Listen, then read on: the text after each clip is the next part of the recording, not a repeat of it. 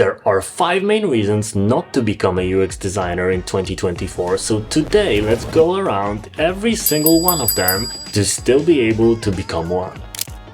Balance is important. Without it, it's really easy to fall on your ass and hurt yourself.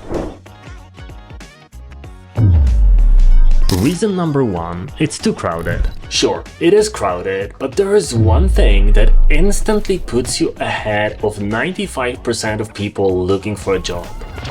Experience. And you can get experience by both doing freelance work on those cheap freelance sites and by doing free work for various nonprofits. Multiple nonprofit organizations are looking for designers that will help them out for free, and that will give you some actual real-world experience to use on your resume.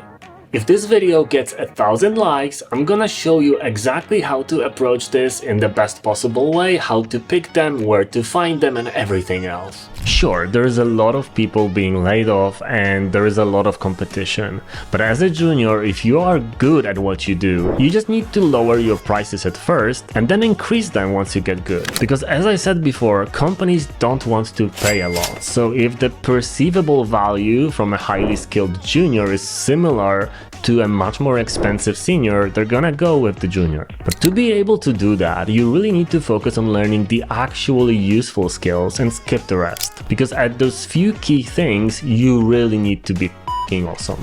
And I can't stress this enough. You really need to nail the design fundamentals and be able to recite them in your sleep before you progress to the more advanced stuff. Don't skip ahead. When picking who you learn from, check their actual experience and their portfolio. If they don't have a portfolio and they don't seem to have an experience of any kind, then it's an instant red flag and I wouldn't really learn from these people. Avoid posts with short tips and hacks because they mostly are disjointed from an actual problem and they simply overload your brain with extra content. They don't really teach you much. This is your brain. This is your brain on design influencers.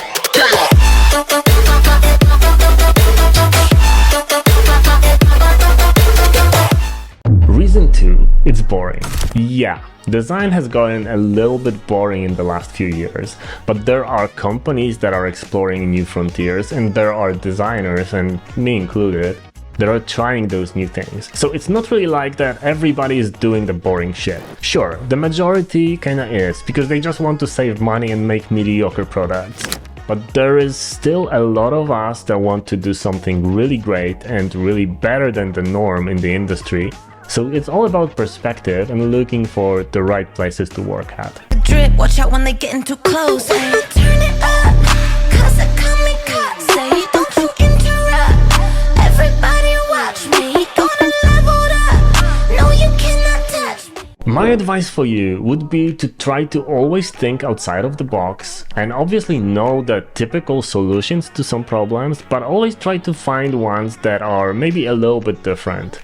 Don't be afraid to experiment. And if you push yourself creatively and if you push yourself with coming up with different solutions, and here's an example, you can take one specific problem, do the obvious solution that you can even copy from other apps, and then think of 3 different ways of solving that same problem and make them. That way, you're gonna practice those problem-solving skills and thinking multilaterally, and that's gonna make you a much better designer. All those component drag and droppers will simply be replaced by AI very soon, so you need to be the other kind of designer.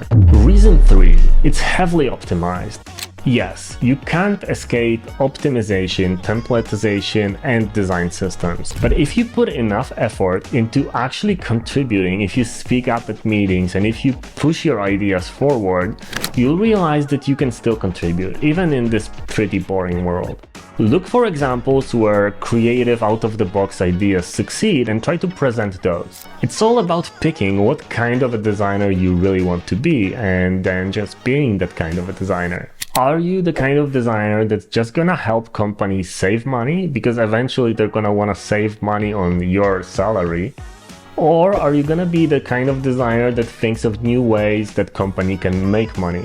And obviously it's gonna be through better and more engaging products.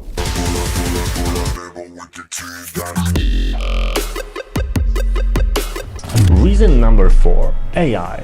AI can speed up your workflow in a pretty significant way.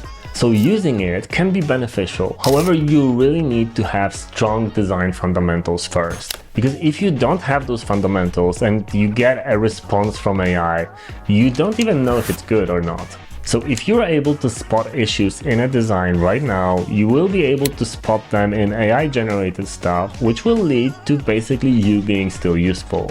Most designers nowadays just blindly trust automatic tools, and those designers are gonna be the first ones to be replaced by those same tools. If you just use auto layout without learning manual layout first, this is also a dead giveaway that you're not gonna thrive in this industry. And reason 5, dark patterns. If you're confident as a person, you can sometimes fight those dark pattern ideas. Or you can simply pick brands that don't use them. In the long run, these things might raise revenue a little bit, but they will also make users associate you with cheating, and as soon as they can, they're gonna switch to a different brand, so it's not really gonna be a good idea to do that.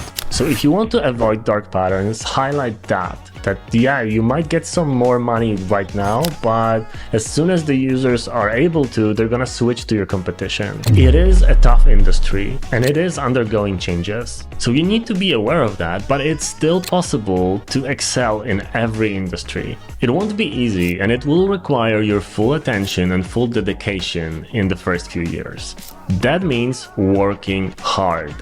That means not taking too many breaks, and that basically means living and breathing design. So if you really want to be a designer, you're definitely gonna be one. In my beginnings, I worked crazy hours and always tried to make better things.